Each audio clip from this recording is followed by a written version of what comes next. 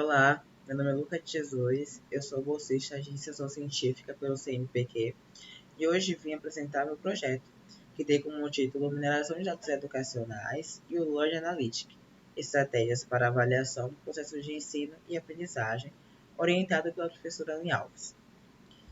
Enquanto bolsista, eu faço parte da rede de pesquisa Comunidades Virtuais, e esse projeto ele tem como objetivo identificar o uso das metodologias de mineração de dados educacionais e Learning Analytics nas instituições de ensino superior. Essa apresentação ela foi dividida em 3 sessões: a metodologia, resultado e conclusão. O estudo ele foi realizado por meio de uma revisão de literatura elaborada de acordo com a definição de Macedo, onde a metodologia ela busca identificar, localizar e obter documentos relevantes para alcançar o objeto de pesquisa. E para isso, eu utilizei os bancos de dados do Google Acadêmico do periódico CAPES, para encontrar a bibliografia necessária. E para fazer isso, eu utilizei como auxílio 4 descritores. Foram eles: mineração de dados educacionais, Learning Analytics, metodologia de ensino e ensino e aprendizagem. Na seção de resultados, para o início da análise, foi confeccionada uma tabela de Excel, que vocês estão vendo na tela, onde as informações dos artigos e capítulos de livros foram organizadas. Então, essa tabela tem o título, o autor, a base de dados e o ano de publicação, para melhor visualização.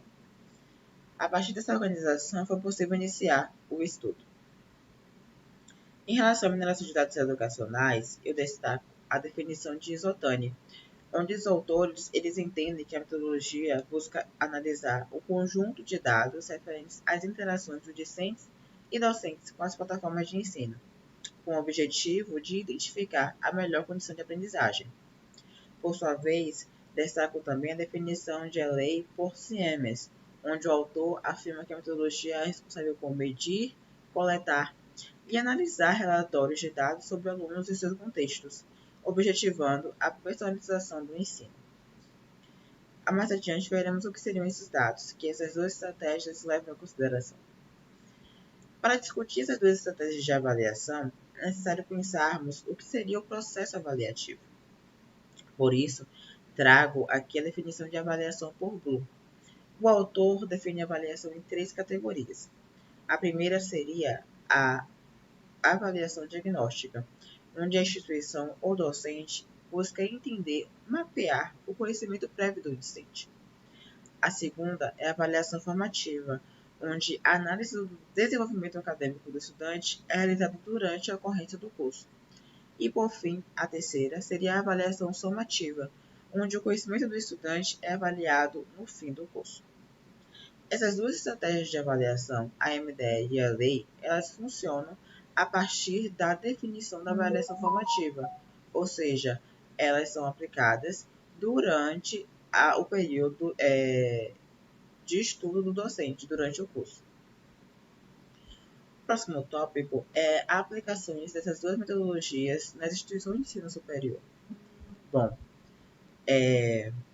a literatura ela aborda a aplicação em 3 modalidades diferentes de ensino. A primeira é a educação à distância, onde autores como Andrade discutem a aplicação de lei da MDE há alguns anos. Isso é justificado por conta do uso de AVAs, ou ambientes virtuais de aprendizagem, nessa modalidade, em vista que todas as avaliações e discussões ocorrem de maneira virtual. Por sua vez, Siemens ele cita a aplicação em MOOCs, ou Massive Open Online Courses, que em português seria cursos online abertos. E temos como, por exemplo, o Coursera, que se diferencia do EAD, da educação à distância, por ser gratuito e disponível para todos com acesso à internet. Siemens justifica a aplicação dessas 2 estratégias por causa das avaliações automatizadas e a impossibilidade do contato individual entre professor e aluno. Por fim, Falcão ele discute a adesão dessas práticas no ensino remoto emergencial. Ensino remoto emergencial é um termo denominado por Amaral e Polidoro para definir o surgimento da nova perspectiva de ensino causada pela pandemia do Covid-19. Esse momento teve como principal característica, né, o uso crescente dos AVAs pela instituição de ensino superior. Já em relação aos benefícios dessas duas práticas, Falcão declara que a MDE ela consegue identificar o caminho, ou seja, quais sessões os estudantes ele realizou naquela plataforma utilizada. Quais foram os materiais acessados, quantas vezes ele acessou aquele material e por quanto tempo o estudante ele permaneceu no AVA ou na PDF. E, assim, né, predizer se haverá sucesso ou não desse estudante naquele curso.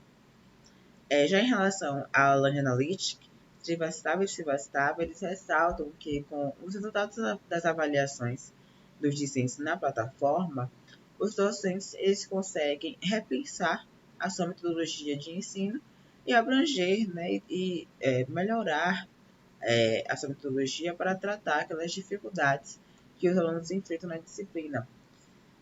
Contudo, as dificuldades para a aplicação da MDE e de LA, elas também são discutidas na literatura, como autores como Tsai, que aponta a possível objeção por parte dos discentes e docentes na aplicação dessas estratégias, pois seria necessário que estes usuários, em sua totalidade, eles se apropriassem das plataformas ou dos AVAs.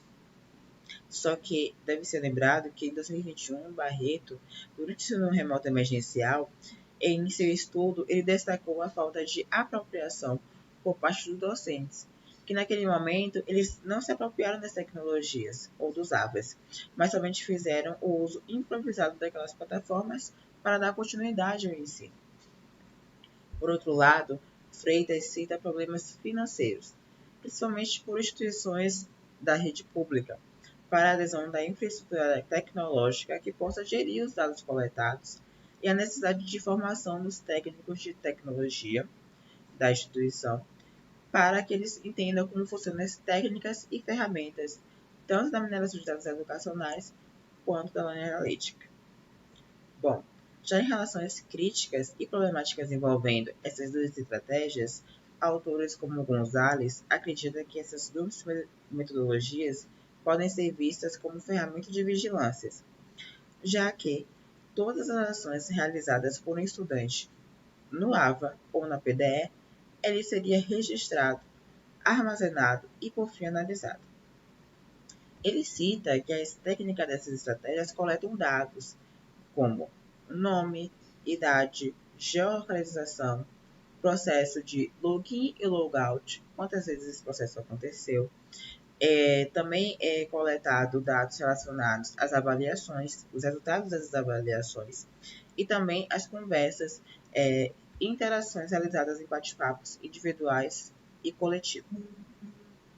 Asher, por sua vez, ele traz a percepção dos discentes, onde, por não ser explicado de maneira transparente como funcionam as práticas de LA e MDE, e também como o AVA e a PDF utilizada pela instituição funciona, eles têm dúvida sobre a segurança dessas informações, desses dados coletados, e para onde esses dados vão.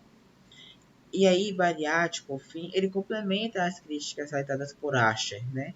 Principalmente ao falar sobre a falta de anonimato das informações. Bariades fala que os técnicos de TI da instituição e docentes eles conseguiriam ter acesso ao nome do discente e os seus resultados nas avaliações, informações privadas ou dados sensíveis. Chegando às considerações finais, fica evidente que as duas tecnologias, as duas metodologias, elas compartilham semelhanças e têm o mesmo objetivo, que é o aprimoramento do ensino e da aprendizagem dos estudantes. Mas críticas e levantamentos discutidos por Gonzalez, por Bariati, por Asher, levanta 3 pontos que devem ser considerados para a aplicação dessas estratégias em uma instituição de ensino. O primeiro é que a aplicação da Learning Analytics e da mineração de dados educacionais precisa levar em conta o cenário individual de cada instituição.